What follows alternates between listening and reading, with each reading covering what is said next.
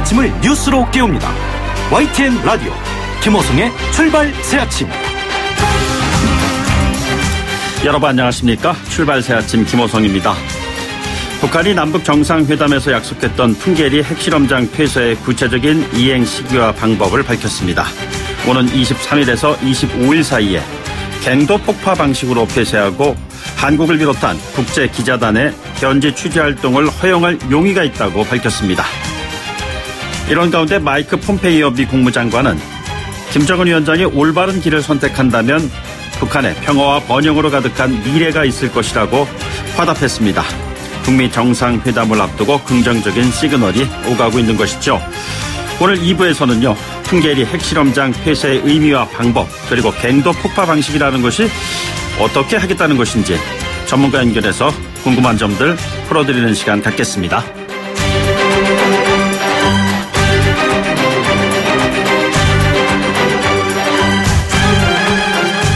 정세균 국회의장이 지방선거 출마 의원들의 사퇴 처리 시한을 원포인트 국회 본회의를 예고한 시간이 오늘 오후 2시입니다. 7시간도 채 남지 않았습니다.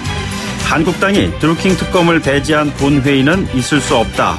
이렇게 반대하는 상황이라서 오늘 국회 본회의가 열릴지 주목되고 있습니다. 여전히 불통인 국회 정상화 문제 오늘 3부에서 전문가 두 분 모시고 이야기 나눠보도록 하겠습니다. 5월 14일 월요일입니다. 잠시 후 꼭 알아둬야 할 꼭 뉴스로 돌아오겠습니다.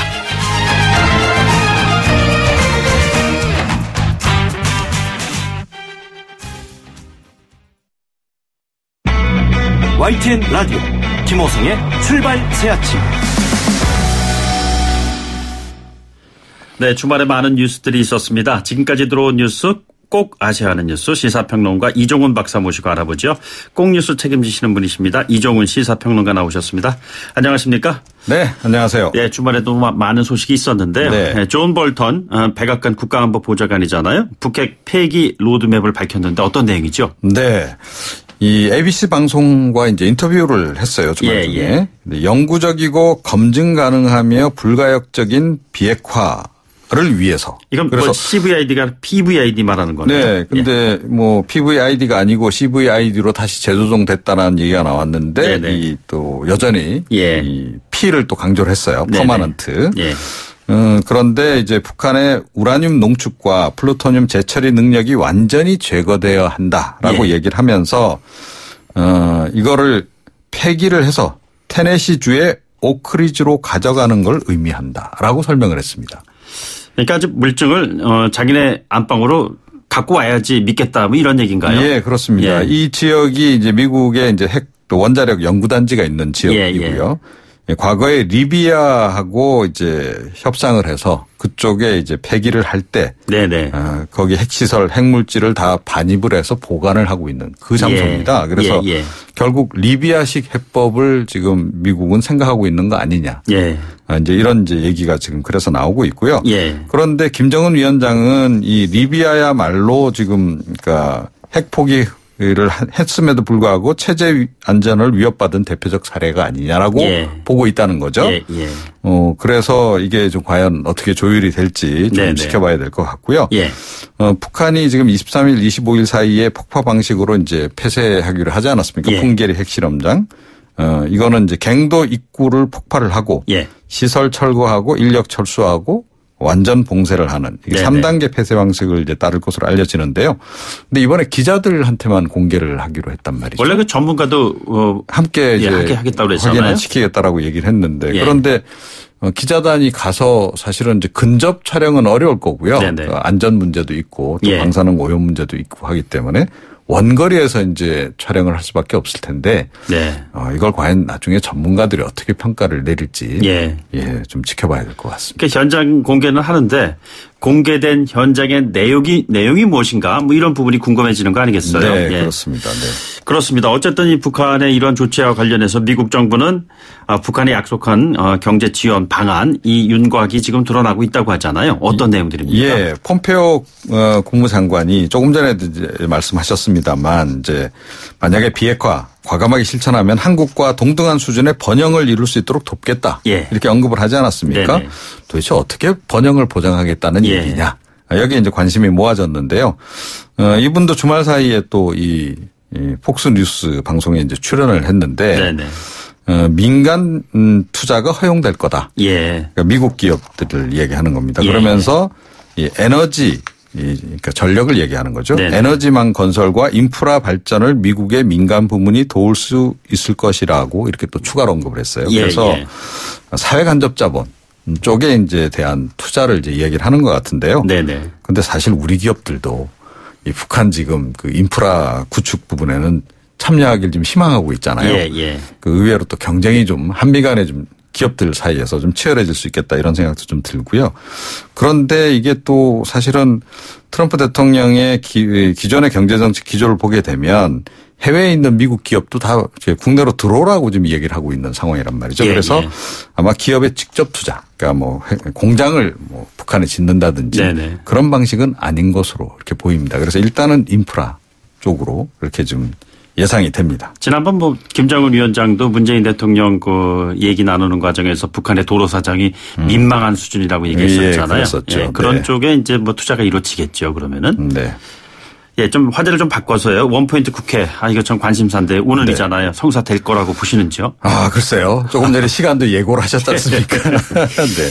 정세균 의장은 이제 그 지방선거에 출마하는 국회의원 4명 사직서. 예. 국민의 이 참정권 보장 차원에서라도 이건 처리해야 한다라고 지금 얘기를 하고 있고 본회의 직권 이제 소집을 이제 예고를 했습니다.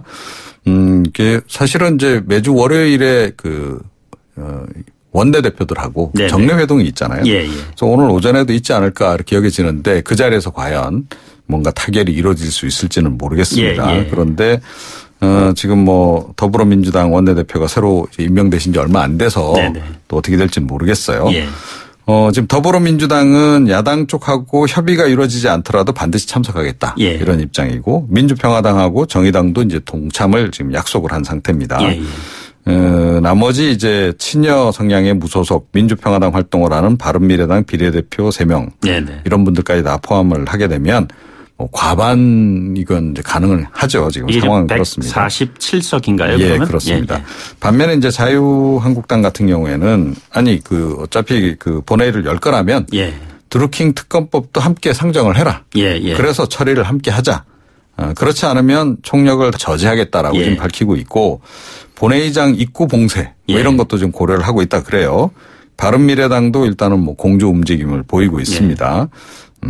어떻게 될까요? 저도 궁금한데 예상이 좀 힘듭니다. 글쎄요, 이게 뭐 풍계리 봉사만 하는 게 아니라 본회의장 입구 봉쇄도 그런데요. 그러니까 늘 이제 요즘에 많이들 얘기를 하지만 예. 남북한도 지금 극적 타협을 지금 해나가는 네네. 시대에 어떻게 여의도 정치권만 이렇게 냉전 시대에 그대로 좀 남아있는 게 아닌가 이런 예. 생각이 좀 듭니다. 네. 참 외부보다 내부가 참 더 힘듭니다.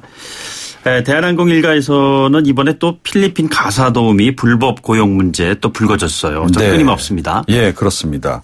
뭐 이명희 이루재단 이사장이 이제 폭언 문제는 뭐 그동안 많이 공개가 되지 않았습니까? 예. 그런 폭언 때문에 가사 도우미들이 그만두는 일이 계속 반복이 됐다 그래요. 예. 이제 그렇게 되니까 이제 말이 안 통하는. 네네. 그래서 이제 뭐 욕설을 하더라도 잘 못 알아듣는 예. 뭐 필리핀 가사 도우미를 뭐 선호한 거 아니냐 뭐 이런 이제 얘기가 좀 흘러나오고 있습니다. 대한항공 필리핀 현지 직원인 것처럼 채용을 해서요. 예, 예. 국내 연수 목적으로 이제 데리고 온 것으로 이렇게 위장을 한 거죠. 예, 예. 또 공항에서 직접 대한항공 직원이 집으로 또 이렇게 예. 데리고 갔다 그럽니다. 그리고 실제로는 이제 하루에 14시간 내지 16시간씩 가사 노동을 시킨 것으로 이렇게 예. 알려지고 그러니까 이게 이제 불법 취업 아니겠습니까? 네네. 임금도 이제 45만 원 정도만 지급을 했다. 예. 나중에 좀 올렸다고 하는데 5만 원 정도 올려줬다. 예. 뭐 이런 얘기고 그 비용도 대한항공이 또 지불을 했다. 네. 뭐 이제 직원 형태로 고용을 했으니까 예, 뭐 예. 그렇게 했을 수도 있습니다. 그러니까 그리고 이제 이 도망친 필리핀 가사 도우미를 잡아들이기도 하고 예. 도망가지 못하게 여권을 압수하기도 하고 이 정도까지 가면 또 이것도 인권유린에 해당합니다. 아울러 일가 해외 출장 시에 한 명씩 또 대동시키기도 했다. 예. 이런 보도까지 지금 나오고 있습니다. 이게 뭐 말이 통하지 않아도 사람이라는 게 감정이 통하는 건데요. 이 사람들이 몰랐을 리가 없잖아요. 근데 이 같은 뭐 어떻게 보면 또 이것도 또 다른 갑질인데 아니, 이런 상황이 참 안타깝습니다. 갑질 종합 선물 세트처럼 예. 모든 걸 다 보여주시는 것 같아요. 이 일가가. 네. 참 아쉽습니다. 뭐 대한항공 뭐 그렇다 하는데 또 아시아나 여객기는 또 사고가 났어요? 예, 그렇습니다. 그러니까 터키 이스탄불 그 국제공항을 출발해서 이제 서울로 혹은 이제 인천으로 올 예정이었던 비행기인데요. 활주로에서 이동하던 중에 그 터키 항공하고 이렇게 부딪혔다는 건데 정면 충돌하거나 이런 건 아니고요. 그러니까 그 항공기의 꼬리 부분을 이제 치고 이렇게 지나갔다는 거죠. 그래서 이제 화재가 발생했고 어찌됐건 인명 피해는 없습니다. 화재도 곧 진압이 됐는데 그런데 이게 터키 항공 측의 과실일 가능성이 좀 높다 그래요. 그러니까 사고 영상을 이제 보게 되면 터키 항공 소속 여객기가 다른 여객기들보다 활주로 쪽으로 더 튀어서 좀 나가 있었다는 거죠. 그런데 어찌됐건 대한항공도 좀 요새 불안한데 아시아나 항공도 뭐 큰 사고는 아니라 하더라도 이런 사고가 또 나면 또 국민들이 야 우리 국적기 타기가 좀 불안하다 이런 얘기가 좀 나올 수밖에 없죠. 모쪼록 좀 편안한 그런 그 항로가 되기를 희망합니다. 네, 오늘 말씀 감사합니다. 여기까지 듣겠습니다. 고맙습니다.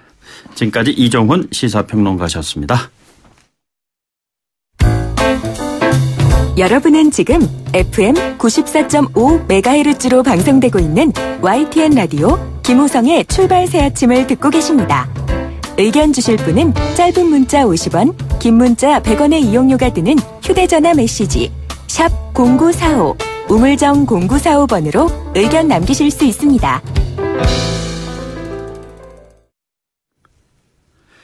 네, 지방선거까지 남은 시간 이제 한 달도 채 남지 않았습니다. 이런 가운데 어제 자유한국당의 경기도지사 후보인 남경필 후보가요. 더불어민주당의 후보 교체를 요구한다 이렇게 주장을 했습니다. 이게 어떤 얘기일까요? 직접 들어보도록 하죠. 자유한국당 경기도지사 후보입니다. 남경필 후보 전화로 연결하겠습니다. 안녕하십니까? 네, 안녕하십니까? 예, 아주 단도직입적으로 먼저 여쭤보겠습니다. 선거 파트너로 인정할 수가 없다. 이재명 후보 교체해야 한다. 이렇게 주장하셨어요. 교체까지 갈 만한 상황이라고 보고 계시는 건죠? 뭐 저도 제 자신을 이런 요구까지 하면서 뒤를 돌아봤는데요. 이 정상적으로 같이 선거를 치르기가 어렵다. 이 생각과 말과 행동이 정상적으로 보기가 참 어렵다. 이런 생각에 공직 후보로 특히 1,300만 경기도지사의 자리를 놓고 겨루기에는 적절하지 않다고 생각을 했습니다. 더는 선의 경쟁을 할 수 없다 이렇게 얘기하셨잖아요. 근데 구체적으로 그러면 어떻게 하시겠다는 거죠? 뭐 예를 들자면 음성 파일을 공개하겠다고 하시는 건지요? 그거는 조금 뭐 당에서도 생각을 하고 있는 것 같고요. 그 문제는 조금 더 고민을 하겠습니다만, 음성 파일을 그 민주당 지도부 이런 추미애 대표가 들어보시면, 이거는 정말 이 공당 민주당의 그 얼굴로서 도지사 선거에 나서는 거잖아요. 1,300만의 대표입니다. 근데 거기에 보면 정말 그 상식적인 이런 폭언이 있고, 그건 또 여성에 대한 것이었고, 또 어떻게 보면 요즘 대한민국을 공분하게 하는 게 이제 힘이 있는 사람들의 갑질이잖아요. 100만 성남 시민으로서 이 상대적으로 약한 사람에게 갑질을 한 거라고 전 느낍니다. 그렇다면 이런 분이 이제 그 1,300만 경기도지사가 될 경우에 굉장한 갈등과 분노와 갑질이 있을 거라고 전 걱정이 돼요. 그래서 민주당 지도부가 이것을 들어보고 판단하는 겁니다. 이미 들어보고도 결정을 했다면 그건 상식적으로 납득이 안 되죠. 안 들어봤다면 안 들어봤을 거라고 생각하는데 저도 얘기만 들었지 최근에야 이거 들었거든요. 한번 들어보고 민주당의 후보로 적합한지 판단하시길 바랍니다. 근데 저기 그 후보님 이게 어제 뭐 나온 그런 사안이 아니고요. 꽤 오래전에 나왔던 것이고 이미 또 그것과 연관된 대부분의 공개 금지 가처분 결정까지 나온 사안이란 말이에요. 근데 이 건을 가지고 다시 이렇게 그 쟁점화하시는 것이 과연 올바른 후보로서의 자세이냐 뭐 이런 얘기도 또 있어요. 그런 부분에 대해서 어떻게 또 국민들의 알 권리라고 판단을 하고요. 예. 그 가처분 신청도 이미 또 다시 기각이 돼서 예. 이제 취하가 됐다는 그러한 판결도 있고요. 예. 2017년에. 네네. 그리고 들어보셨나요? 혹시 이 진행자께서는요? 아니 뭐 저는 뭐 들어봤다는 말씀 좀 드리긴 그렇고요. 그 내용이 어떤 것인가? 아니 제가 예. 들어봤냐고 여쭤보셨어요. 들어보셨나요 혹시? 저는 직접 제 귀로 듣진 못했고요. 내용이 어떻다라는 얘기를 들어봤습니다. 예. 저도 듣기 전에는 뭐 심하게 좀 욕을 했겠느니 이렇게 생각을 했는데요. 네네. 들어보시면 생각이 많이 바뀌실 겁니다. 예. 근데 이게 알 권리와 또 사생활이라는 그런 서로 양립하는 이 가치에 대해서 너무 지나치게 사생활을 좀 공격하는 것이 아니냐라는 그런 지적이 있습니다. 어떻게 생각하시는지요? 대한항공 일가의 그런 갑질 동영상. 예. 그것도 사생활의 영역이라고 할 수 있잖아요. 예. 근데 그러나 그것을 다 우리 국민들이 다 보고 듣습니다. 네네. 사실은 뭐 대한항공의 그 가족들 그분 따님들의 이야기보다 예. 사실은 1,300만 경기도민을 이끌어갈 도지사의 권한과 또 갖춰야 될 이 지도자로서의 덕목은 훨씬 더 크고 공인으로서의 이 책임감이 더 크다고 봅니다. 예. 그렇다면 당연히 알 권리가 먼저가 아닐까요? 공인의 사생활은 알 권리보다 중요하지 않다. 뭐 이런 말씀이세요? 중요하지 않다는 게 아니고요. 예. 지금 모든 국민이 지금 그 갑질 동영상에 분노하잖아요. 예. 사생활이기 때문에 그것도 하지 말아야겠네요. 예, 무슨 말씀인지 알겠습니다. 그런데 이재명 후보 측에서는요. 네. 가슴 아픈 가정사를 선거에 끌어들여서 악용하고 있다. 이렇게 반발하고 있어요. 어떻게 보시는지요? 저는 그분들의 가슴 아픈 가족사에 대해서 이야기하고 있는 게 아닙니다. 예. 그분의 인격에 대해서 얘기하는 겁니다. 예. 사람이 좋을 때는 다 좋아요. 그러나 그분의 이 인격을 판단하는 거는 갈등의 순간에, 예. 어려운 순간에 어떤 말과 행동을 하느냐를 가지고 판단하잖아요. 네네. 그런 면에서 보자면 상식 이하라고 저는 판단을 했고요. 예. 같이 후보로서 정책을 가지고 이야기한다는 것 자체가 저는 어렵습니다. 알겠습니다. 뭐 요 주제는요 여기까지 하고요. 오늘 아무래도 그 지사님의 후보로서의 그 나름대로 또 정견을 좀 들어야 되지 않겠습니까? 재선에 네. 도전하시는데요. 왜 남경필이어야 하는가라는 질문에 대한 답을 주시죠.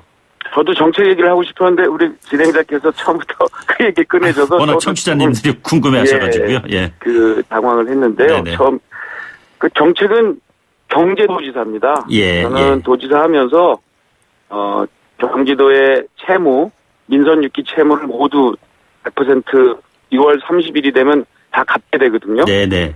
채무 제로가 되고 예. 그러면서도 대한민국에서 만든 일자리의 절반 예. 을 경기도가 혼자 만들었습니다. 네네.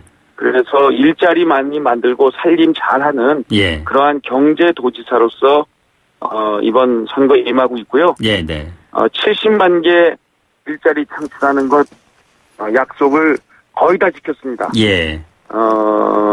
앞으로 이 남은 4년 동안 기회가 지어주면 네네. 또 다른 70만 개 일자리 이번엔 좀 더 좋은 일자리를 만드는데 노력하겠습니다. 선거 슬로건은 뭐 경제도지사 이렇게 지금 하시고 계세요. 뭐 네. 과거에 보면은 미 대선에서도 뭐 문제는 경제야 뭐 이런 얘기로 해서 많이 유권자들에게 어필을 했는데요. 구체적으로 일자리 70만 개를 또 만드신다는 것이 어떻게 만드신다는 이야기이신지요? 일자리를 만드는 주체는 정부가 아니고 예. 이 기업입니다. 네네.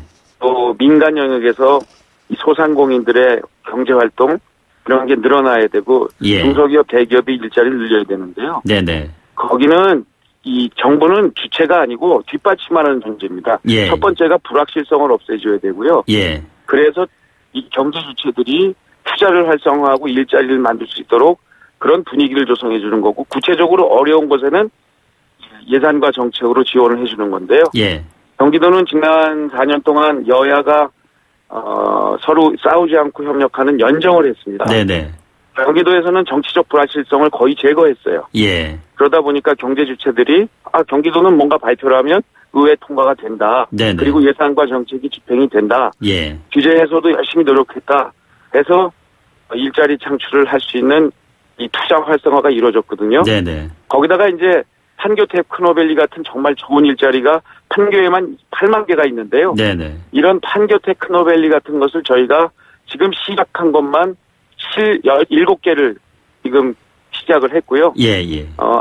이런 것들을 앞으로 더 확산을 해서 예. 아주 좋은 4차 산업혁명 시대의 좋은 일자리를 한 30만 개 정도 만들어내는 것을 포함해서 네네. 일자리 창출을 하겠습니다. 일자리 연정하면 결국엔 문재인 정부와의 그 협조 체제가 없으면 불가능하다는 그 얘기 아니겠습니까? 그렇습니다. 예, 그런데 문재인 정부 최저임금 인상에 대해서는 비판하셨잖아요. 그렇습니다. 그러면서 연정을 한다. 쉽지 않아 보이는데 어떻게 생각하시는지요? 연정이란 게요. 예. 서로 손잡고 매일 사랑만 하는 게 연정이 아닙니다. 네네. 서로 칭찬해 줄 땐 칭찬해 주지만 잘못된 것을 비판을 하면서 고쳐나가야 되는데 예. 저는 최저임금 인상을 반대하지 않습니다. 예. 최저임금의 급격한 인상을 반대합니다. 네네. 그래서 문재인 정부의 최저임금 인상의 폭이 너무 빨라서 네네. 지금 이 경제의 생산성 증가라든지 현실에 맞춘 거에 비해서 너무 속도가 커요. 예, 예. 그 속도가 빠른 것을 조금 줄이면서 현실에 네네. 맞는 최저임금 인상을 하자는 겁니다. 그럼 전 7,530원이 만 원까지 올리겠다는 이러한 그 앞으로의 그 전망에 대해서는 어떤 의견을 갖고 계십니까? 만 원으로 가야죠. 네. 그러나 2020년까지 만 원으로 가는 것은 무리입니다. 예. 이것을 속도를 조정해야 되고요. 실제로 현장에 가보시면 아는데요. 예, 예.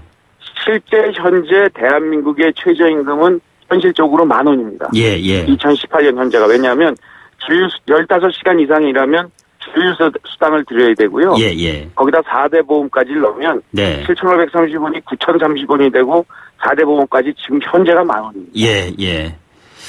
후보님, 약간 좀 다른 얘기입니다만요. 지금 적폐청산이라는 이슈가 워낙 그 사회적인 화두로 좀 떠오르고 있지 않습니까? 네. 경기 도정의 적폐를 깨끗이 청산하겠다라는 것이 상대 후보 진영에서의 주장이에요. 네. 그런데 이렇게 놓고 본다면은 현재 지사님께서도 도정을 이끌어 오신 장본인이라는 것은 그 대상이 될 수도 있다는 이야기인데 어떻게 네. 보시는지요? 경기도정에 대한 평가는 굉장히 좋으십니다. 지금 현재 도민들이. 예. 그리고 저희는 연정을 했어요. 네네. 그래서 야당의 도의원들이 야당의 지도자들이 부지사로서 활동을 하고 연정위원장, 지방장관 같은 역할인데요. 예. 집행을 하는 과정에서 함께 논의를 했습니다. 예, 예. 그 얘기는 뭐냐? 그야말로 투명성이죠. 네네. 적폐 없고요. 오히려 지금 정말 불미스러운 일인데 성남시를 둘러싼 여러 가지 조폭 연루설이라든지 취업 청탁이라든지 오히려 지난 성남의 적폐가 조금씩 드러나고 있는 것이 아닌가 생각을 합니다. 알겠습니다. 화제를 좀 돌려서요. 남북 협력 관련 질문 하나 드리겠습니다. DMZ 이쪽 부분과 관련해서는 어떤 계획 가지고 계십니까? 지금 아주 남북 정상회담 이후에 굉장한 평화 분위기 조성이 되고 있고요. 예, 예. 또 북미 정상회담을 계기로 해서 그야말로 비핵화의 길로 가길 바랍니다. 그래서 예, 경제 제재가 해제가 된다면 저희 경기도는 경제 협력에 대한 담대한 비전을 갖고 있습니다. 네네. 그 부분에 대해서는 이번 주에 제가 밝힐 거고요. 예, 예. 그 외에도 경제 제재가 안 되는 상황이라도 인도적 지원이라든지 네네. 문화 스포츠 교류 네. 이런 것들은 단계적으로 할 수 있기 때문에 네네. 아주 다양한 교류에 대해서 준비를 하고요. 예. 이제 중요한 것은 북한이 비핵화로 인정한 스텝을 옮겨가느냐. 네네. 거기에 따른 국제사회의 경제 제재가 실질적으로 이루어지느냐. 여기에 따라서 여러 시나리오에 대해서 진행을 할 테고요. 네네. 제가 이 도지사로서 직무 정지를 하기 전에 이미 저희는 준비위원회를 구성을 해서 예. 부지사가 단장이 돼서 지금 각종 남북 교류 협력의 그 시나리오별 단계를 준비를 하고 있습니다. 알겠습니다. 마지막 질문 좀 아픈 질문인데요. 현실적인 문제입니다. 지지율이 그렇게 높지 않으십니다. 어떻게 극복하실 계획이신지요? 네. 지지율은 충분히 극복할 수 있다고 생각을 하고요. 예. 국민들께서 과연 어떤 도지사를 뽑는 것이 나의 생활에 도움이 되느냐, 또 도민들의 자긍심을 손에 훼손시키지 않을 것인가, 네네. 이런 부분에 판단을 하실 거라고 보고 예. 저는 그런 국민의 냉정한 판단을 믿습니다. 알겠습니다. 지사님, 오늘 얘기 여기까지 듣겠습니다. 오늘 고맙습니다. 네, 감사합니다. 네. 지금까지 자유한국당 경기도지사 후보 남경필 후보였습니다. 더불어민주당 경기도지사 후보인 이재명 후보도 조만간 이 시간에 모시도록 하겠습니다. 네, 1부 순서 여기까지 하겠습니다. 잠시 후 2부에 뵙겠습니다.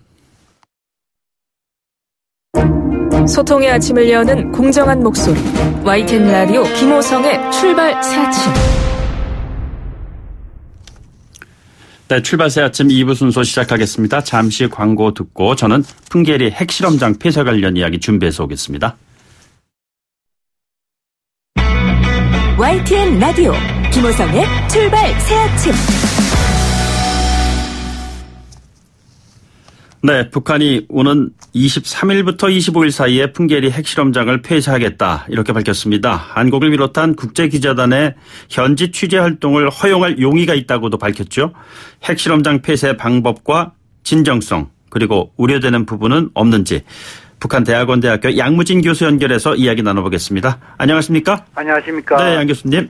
주말 잘 쉬셨는지 모르겠네요. 네, 반갑습니다. 네, 풍계리 핵실험장을 폐쇄하겠다. 자, 이 어떤 의미라고 봐야 되는지 간단하게 정리해 주실까요? 북한 핵에 대해서 쉽게 그 현재 핵과 미래 핵, 과거 핵을 나눌 수 있습니다. 네네. 영변 핵단지에서 활동하는 것이 현재 핵이고, 예. 그 핵실험과 같이 핵능력을 고도화시키는 미래 핵입니다. 네네. 그리고 이미 만들어진 핵무기는 과거 핵이라고 볼 수 있겠죠. 예. 풍계리 핵실험장 폐기는 미래 핵을 해체하는 나름대로 상징성을 가졌다 이렇게 볼 수 있습니다. 자, 2008년 영변 원자로 냉각탑 폭파 때와는 뭐가 다르죠? 북한이 2008년 냉각탑 폭파할 때는 그 미국의 대북 테러 지원구 해제와 그 대북 적성국 지정 종료라는 협상 취입으로 활용을 했습니다. 예, 예. 그러나 이번 그 풍계리 핵심장 그 해체 폐기는 북미 간의 그 서로 주고받는 협상 수단으로 활용하지 않고 네네. 그 이 일종의 그 비핵화에 대한 북한의 선제적 행동이라는 점이 2008년도 냉각탑 폭파 차이점이다 이렇게 분석합니다. 폐쇄, 폐기. 자, 이런 용어에서 어떤 쪽에 지금 적용되는 것이죠? 폐쇄라는 것은 일종의 그 자물쇠를 잠그고 그 사람들의 접근을 금지하는 것을 이야기하는 겁니다. 네네. 폐기라는 것은 완전히 다시 회복 불능한 설마 없도록 만드는 거기 때문에 예.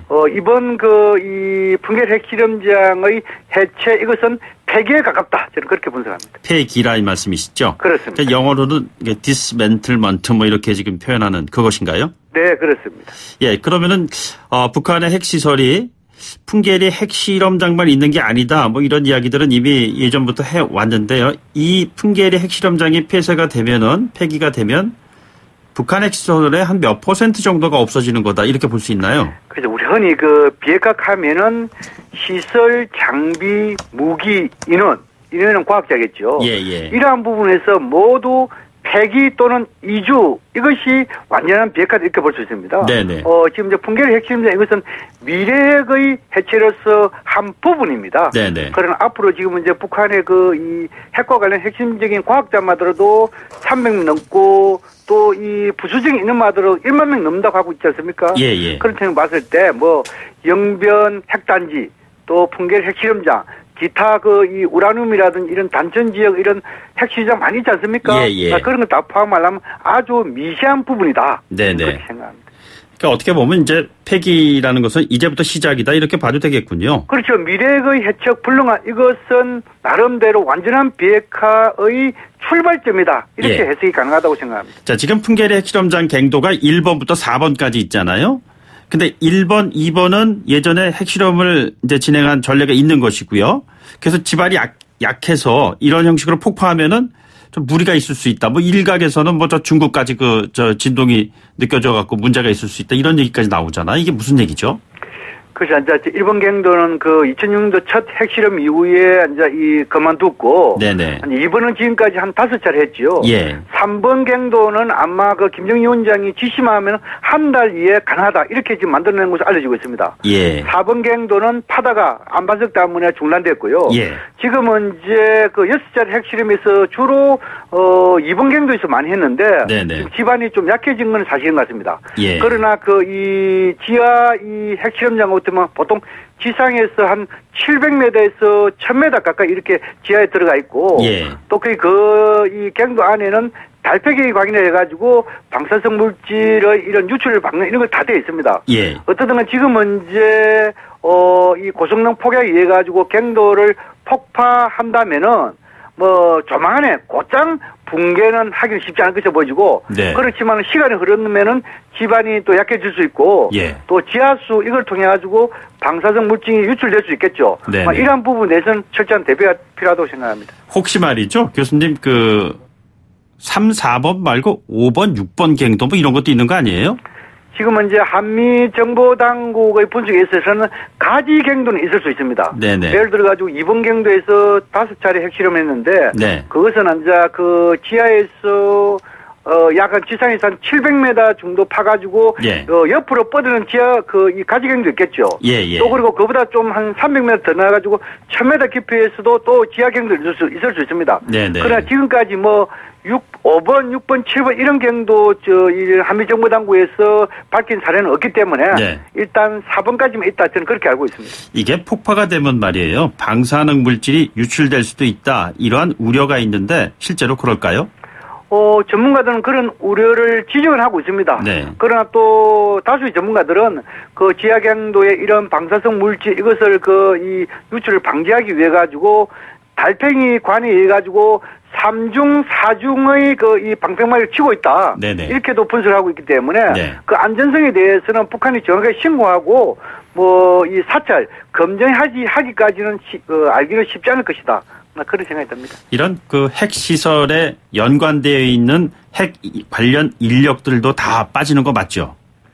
지금은 이제 풍계리 핵심장에서 1차적으로는 지하 갱도를 폭파시키는 거죠. 예. 그 다음에 2차적으로는 갱도 입구가 한 4개 정도 있는 것으로 추정되고 있습니다. 네네. 그 입구도 폭파시키고. 네. 그 다음에 이제 가까운 주변에 있어가지고 무슨 관측동, 관측하는 예. 건물 있지 않습니까? 그 다음에 연구동, 관리동, 또 그리고 갱비동 이런 건물이 있는 것으로 알려졌는데.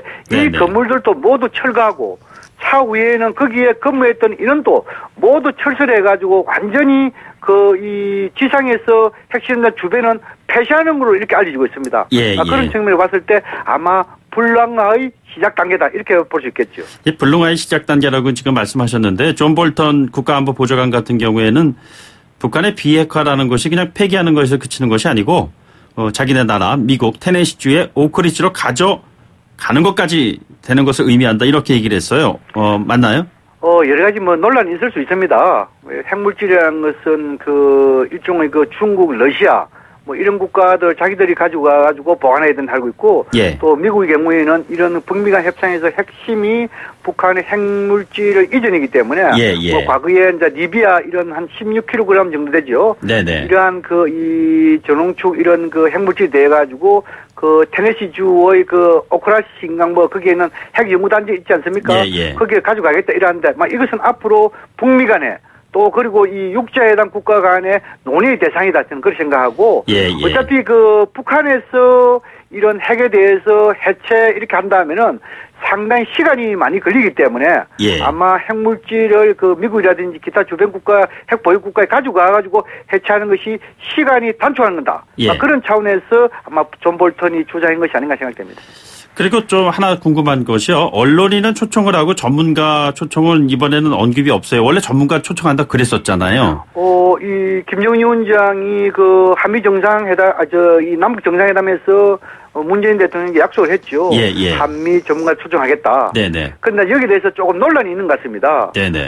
북한 입장에서는 이 전문가를 초청하더라도 일종 핵 폭파. 네네. 여기에 대해서 보여주겠다는 거기에 대해서 무기 중심에 있는 것을 보여주고. 예. 한국과 미국 이런 전문가 그룹에서는. 네네. 오히려 사찰 검증. 네. 이런 부분에서 목적이기 때문에 아마 그런 데서 입장차가 있어가지고 네. 지금은 이제 조금 유보하고 있는 것이 아닌가 보여지고 어떻든 간에 북한이 완전한 비핵화를 약속했고 특히나 이 문재인 대통령께 약속했기 때문에 이런 전문가 초청 이렇게 돼서 약속을 이행해야 된다 저는 그렇게 생각합니다. 예. 아무튼 그 언론인들 초청한다고 했는데 또 일본은 빠졌어요. 이건 무슨 의미죠?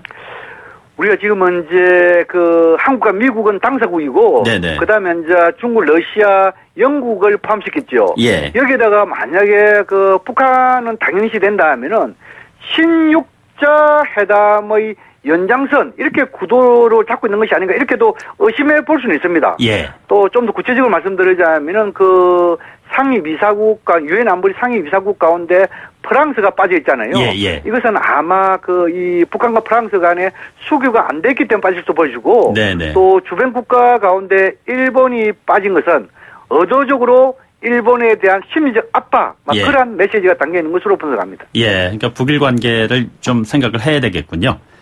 그렇습니다. 이 불편한 북일 관계의 현주소 그대로 보여준다. 저는 그렇게 생각합니다. 알겠습니다. 자, 양 교수님 오늘 말씀 여기까지 듣겠습니다. 고맙습니다. 네, 감사합니다. 네, 지금까지 북한대학원대학교 양무진 교수였습니다. 네, 출발새 아침 2부 여기서 마치고요. 8시 뉴스 듣고 돌아오겠습니다. 고맙습니다.